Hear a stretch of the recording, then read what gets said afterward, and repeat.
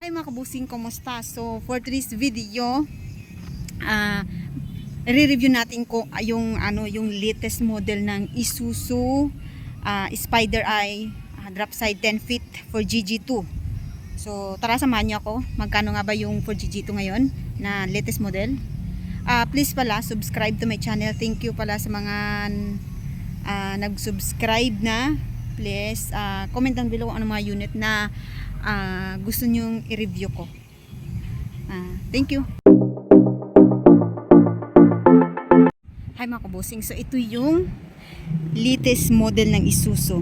Ito yung sinasabi nila na Spider Eye. Yan. Pero ano to siya? Double tire na muli, latest model. Engine for GG2. 6 holes mga kabusing. Sim tire. Ayan, muli. Bagong dating lang to, bagong dating. Yung chassis niya, napakaganda ng chassis mga kabusing. Ayan. Ayan. May BB chassis pa. Muli sa likod. Tire niya.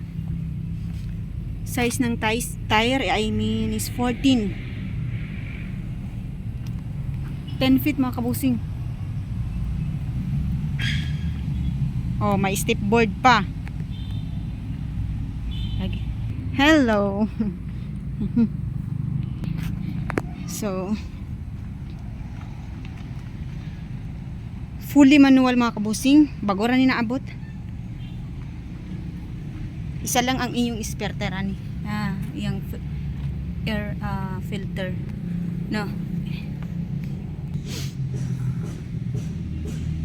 12 volts lang ito mga kabusing ha. So ito yung sa loob niya. So 2 passenger lang. Pero pwede naman siya maglagyan lang dito ng upuan. Nakariko na ito mga kabusing ha. Ready to use. Ayan.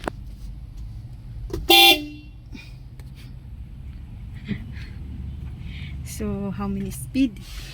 5 speed.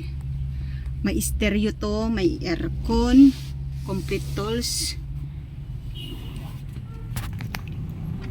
power window, double targaling siya. Hindi siya pwede sa city. Pero kung dito lang kayo sa city, sa Iloilo, single tire ang pwede. Ito siya double tire. Start natin mga kabusing.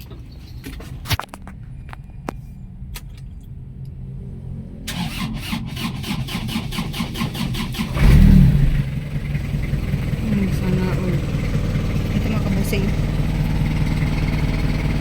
I-start na.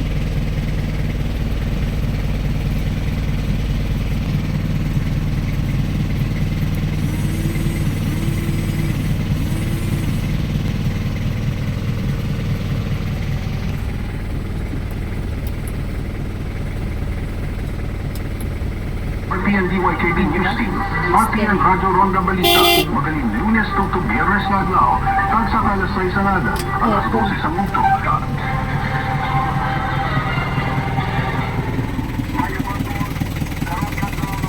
Wait, stereo mga kabusing.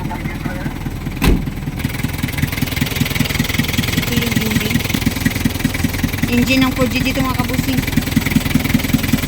Manual. Fully manual. Ano? Ito yung nakakable. Ang kable ng transmission. Okay, paki-open ako. Ha? Open.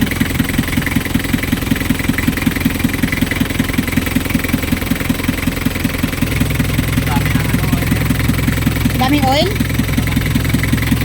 Daming oil pero kulang konti.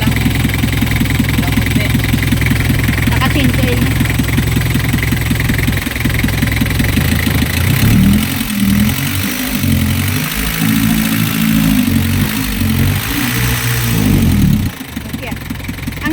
Radiator ano. Wait, i-off, ikuan mo muna dyan, isara mo muna dyan.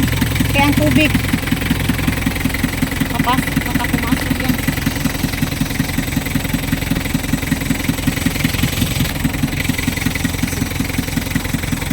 Okay price price niya mga kabusing is 520,000 pesos. Cash or financing. 520,000 lang mga kabusing. So mayroon ka ng pang negosyo na model, latest model ng Isuzu. Double tire.